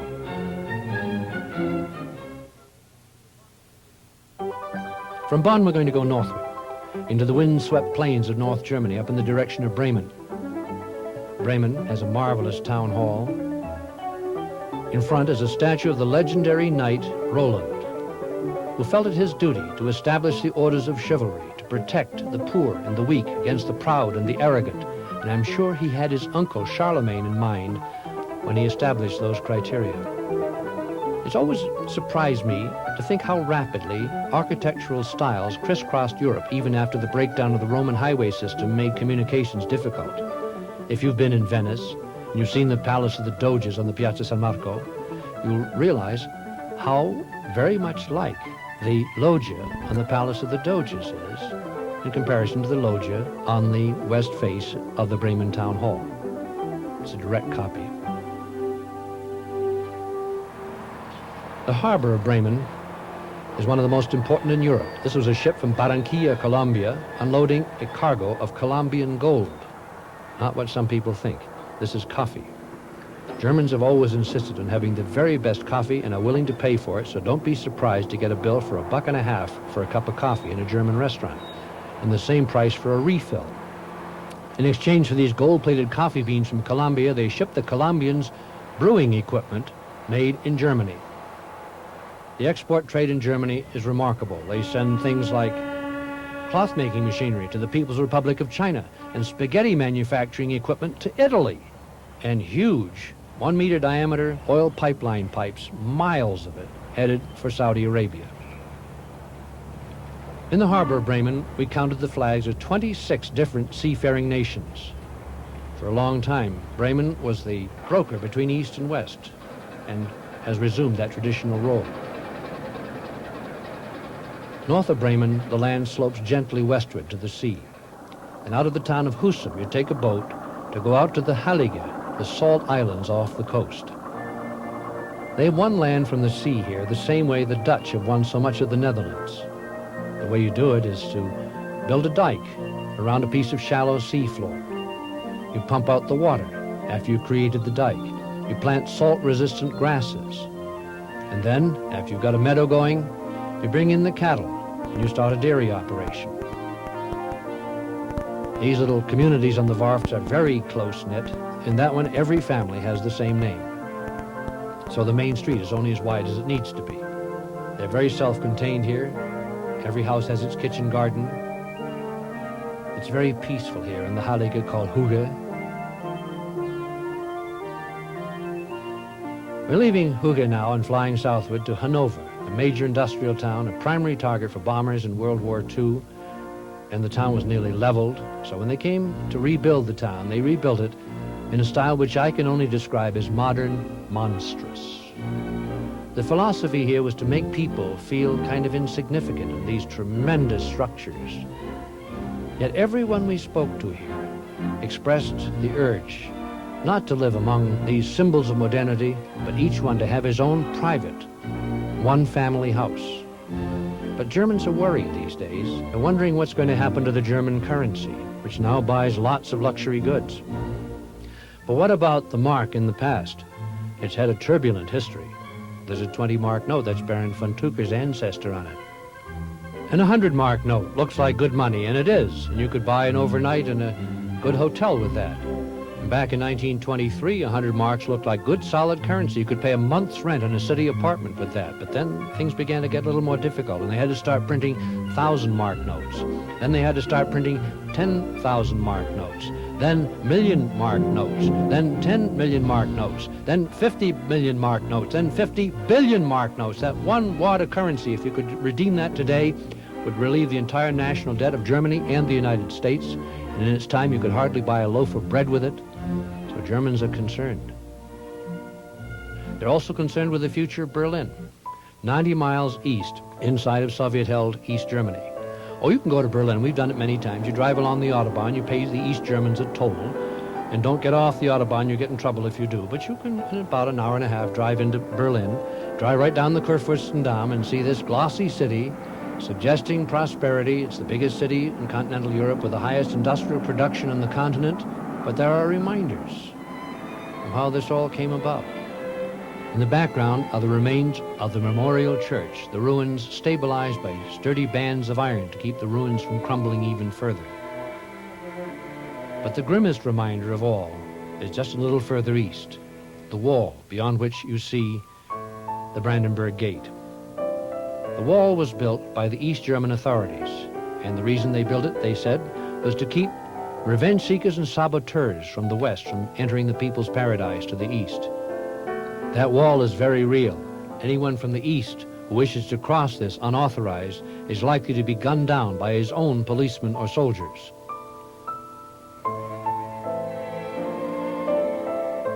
Berlin is a cosmopolitan city. Anyone can get anything they want any hour of the day or night. And the lights are on in West Berlin because of the existence of the Ernst Reuter power plant. When the Soviets drew up their plan for the division of Berlin at the Potsdam Conference, they very carefully included all the working power plants in their part of town. So when the time came for the blockade, which they had obviously premeditated, they simply pulled the switches and the lights went out in West Berlin. West Berlin would have blacked out and stayed blacked out if it hadn't been for the airlift flying in the pieces to complete the huge Ernst Reuter power plant and then the coal to fuel it. Without this, West Berlin would have been lost to the Western world, would no longer be the capital of Germany. It's no longer the political capital as it was in the time of the building of the Charlottenburg Palace when the German Empire was expanding all over the world into southern Africa, into the South Pacific. But Berlin today is still the spiritual and artistic capital of Germany. In the gatehouse opposite the Charlottenburg Palace is the Egyptian collection, featuring the Kalabsha Gate, a gift of the people of Egypt to the people of Germany, who helped with finance and engineering to rebuild the Temple of Abu Simbel, to raise it above the rising waters of Lake Nasser. And here in the Egyptian collection is possibly the loveliest lady in the course of human history, a peerless lady called Nefertiti. And across the street in the Greco-Roman collection is a portrait done from life of Cleopatra. Another lovely lady is the goddess Athena, found by the German archaeologist Schliemann in a Greek excavation. Yes, there are many lovely ladies in Berlin. You find others in the Dahlem collection.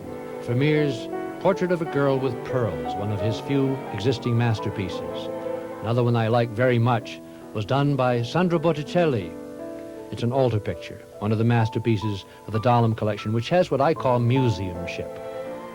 And here they have Rembrandt's finest work, in the opinion of many critics, a portrait of the Mennonite preacher and his wife. This was done at the peak of Rembrandt's powers. The Dahlem collection is only one of 26 museums in West Berlin alone. You could spend a month just doing museums. Not all of Berlin was destroyed by bombing. 10 miles southwest of the center of town is this house in which Bismarck's mother lived for about 10 years. Now it's the home of some friends of ours. They have a teenage daughter who very seldom looks at the inscription over the door because she has a much more important thing to do. She has to talk with her bird. But teenagers seem to be quite the same throughout the Western world. The collection of dolls, and on the bed, the favorite, not a hairy dog, but the universal teddy bear. And of course, the well-worn TV set. Meanwhile, her mother's getting ready for a Kaffeeklatsch, friends coming in for an afternoon of coffee and pastries. But she's not doing strudel. She's doing börek. What's börek? That's a Turkish pastry, because Zinat Edin is one of 160,000 Turkish guest workers in the city of Berlin, making Berlin the fourth largest Turkish city in the world after Istanbul, Ankara, and Smyrna.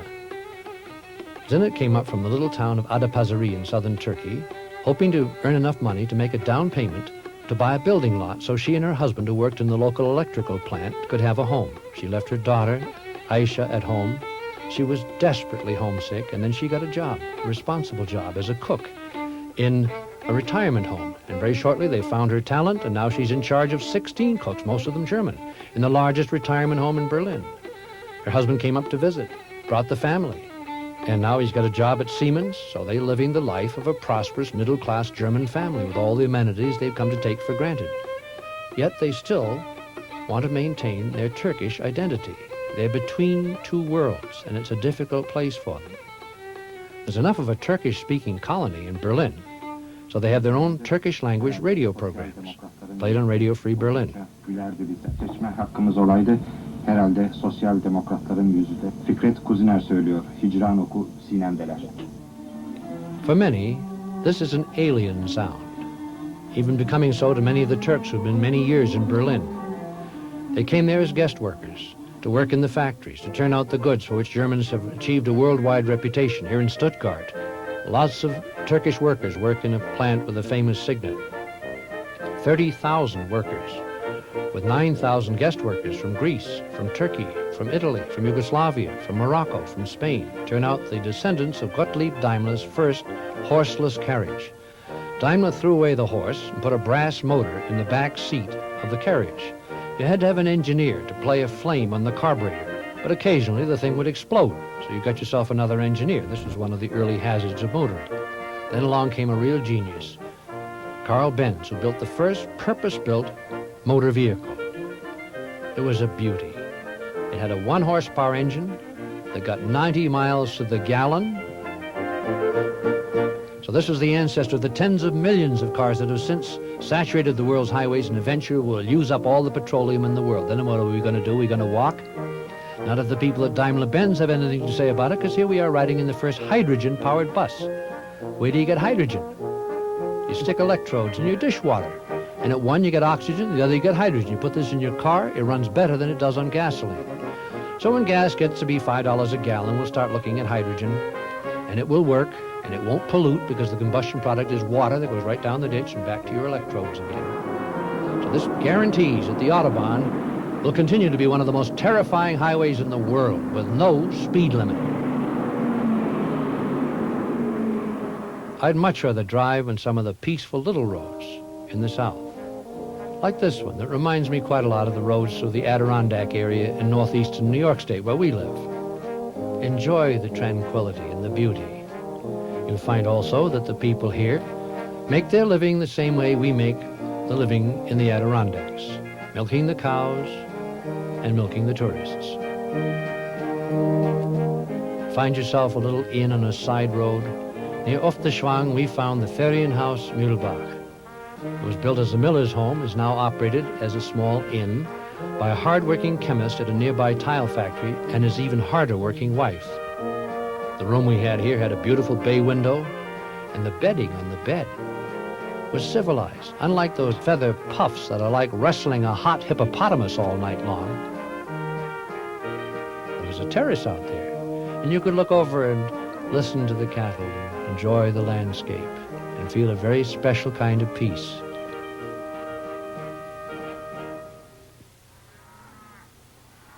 Early in the morning, before sunup, the steaming cattle were coming by, and kids were gathering to take the bus to school.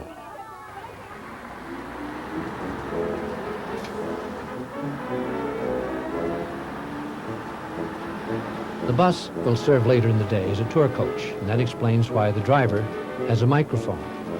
I suppose he could use that to shout down an insurrection in the back of the bus, but German school children are extremely well disciplined because they know that in Germany you take an examination that determines from that day forward whether you will work with your head or with your hands. And from the verdict of this examination, there is virtually no appeal. So the kids who are going to work with their heads realize the countdown starts immediately. Everything directed now toward that awful examination at the end of high school called the Abitur, upon which your entire intellectual future is determined. If you do well in the Abitur, you get a free university education right up to the doctorate, and this is the Union card of the learned trades. The frosts were just beginning to melt off the grass up by the Meyer house. This is a 100-year-old house. 4 families, all with the name of Meyer, live under that roof, and there's an apartment up under the eaves that's rented out to skiers in the wintertime and visitors in the summertime. These farms really are not economical, but the German government intends that they shall survive. No, they're not economical, but during times of trouble, Germans clearly remember that it was just such uneconomic farms as this that provided the food that enabled many Germans to survive. When the girls come home from school, they're like school kids anywhere, they couldn't possibly do homework alone. So they get together to do their English lesson. Delightful kids, but with the sword of Damocles hanging over their heads, that awful examination called the Abitur at the end of their school career.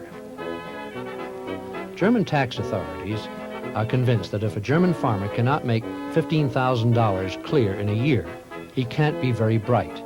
And therefore he's probably so stupid he can't even fill out a tax form. Poor Effie, she has a father who's so dumb he can't possibly earn $15,000 a year. He only earns $14,995. The Meyers are very careful about money. Lunch is the principal meal of the day in a hill country farm, so the evening meal is more in the order of a snack, but it's a substantial one. This is a conservative family. They live surrounded by the souvenirs of a long occupation of this sturdy farmhouse in the Allgäu Mountains. And if you go to Germany, and especially if you travel in the hills and you don't hear the sound of an Alp horn, you may feel a little disappointed. Herr Meyer is a member of a group that plays the Alp horn. So for us, he brought out that splendid piece of plumbing. He got into a traditional costume. He found a completely appropriate background and treated us to some of the music made by the Alp horn.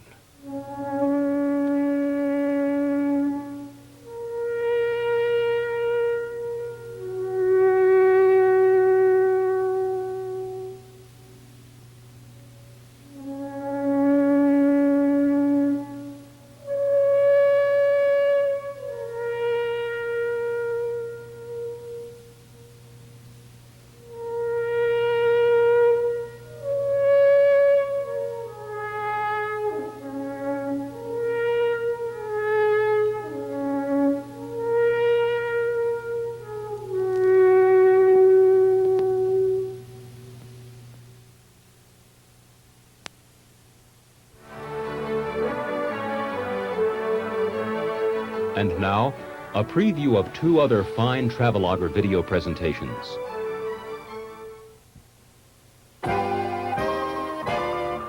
Would you like to be an American in Paris?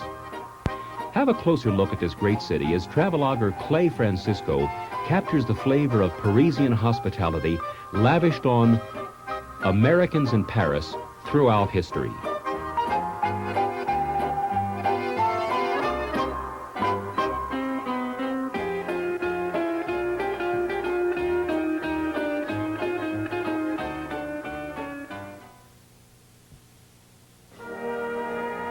In Austrian Odyssey, you'll be treated to magnificent countryside and thoughtful insights into the lives and culture of this quiet people. Come along with traveloguer Frank Nichols as he explores the peaceful lifestyles of beautiful Austria.